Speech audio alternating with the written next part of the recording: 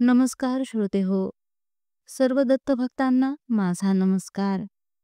श्री हरिभाऊ जोशी निटूरकर भाऊ महाराज लिखित श्रीपाद श्रीवल्लभांचे संक्षिप्त चरित्रामृत आपण ऐकत आहात. मागील व्हिडिओत अध्याय 18वा आपण श्रवण केलात. या व्हिडिओत अध्याय 19वा आपण श्रवण करावा ही विनंती. पुन्हा एकदा सर्वांना नमस्कार. श्रीपादराजम शरणम प्रपद्ये. अध्याय 19वा. रमणी व नरसिंह रायडू यांचा विवाह श्रीपादांनी स्वतःच करविला. श्रीपाद प्रभू शंकर भट्टांना म्हणाले, तुम्ही येथून निघून श्री पीठिकापुरास जावे.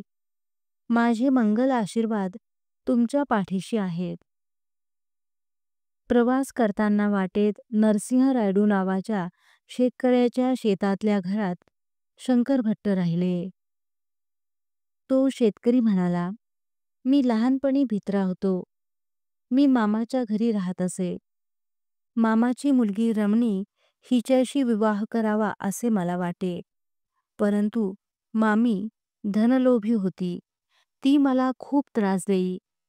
एकदा गावात एक मांत्रिक आला. मामीवर माया करून तो घरात आला व घरी तंत्रमंत्र प्रयोग करू लागला.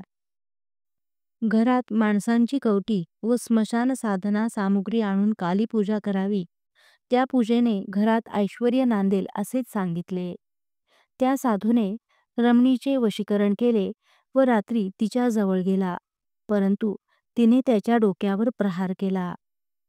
दुसऱ्या दिवशी एक गरीब ब्राह्मण याचक आला.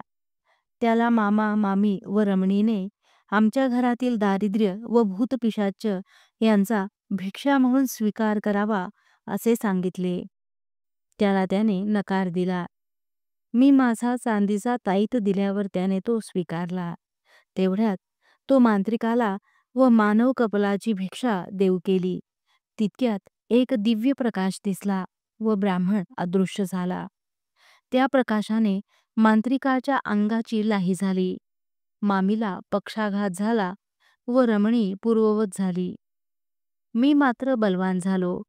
त्या दिव्य तेजात आर्तत्राण परायण समस्त देवी देवता स्वरूपी आदि मध्य आणि अंतरहित दिव्य भव्य तेजोमय स्वरूपाचे श्रीपाद वल्लभच होते. श्रीपाद श्रीवल्लभ म्हणाले, कालीमाता खरे पाहता मानवात लपलेल्या कामक्रोधादी राक्षसांचा विध्वंस करते. या प्राणमय जगातील राक्षस शक्तीच कालिका रूप धारण करून निरनिराळ्या प्राण्यांचे बळी मागते. खऱ्या खऱ्या कालीमातेची शुभ लक्षणे प्रेम, शांती, दया असतात.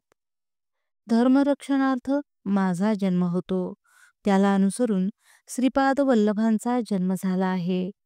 हा अवतार दया, क्षमा, शांती, करुणा अशा अनंत शक्तींचे मिश्रण आहे. श्रीपादांनी आशीर्वाद देऊन माझा व रमणीचा विवाह स्वहस्ते केला. तेव्हा ती जेमतेम 12 वर्षांची होती. त्यांनी आम्हाला अक्षता दिल्या. शंकर भट्ट व धर्मगुप्त या नावांचे दोघेजण येतील. त्यांना थोड्या अक्षता द्याव्या असे सांगितले होते.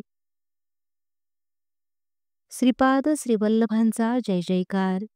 अध्याय 19वा समाप्त. यानंतरच्या व्हिडिओत अध्याय 20वा आपण श्रवण कराल. नमस्कार.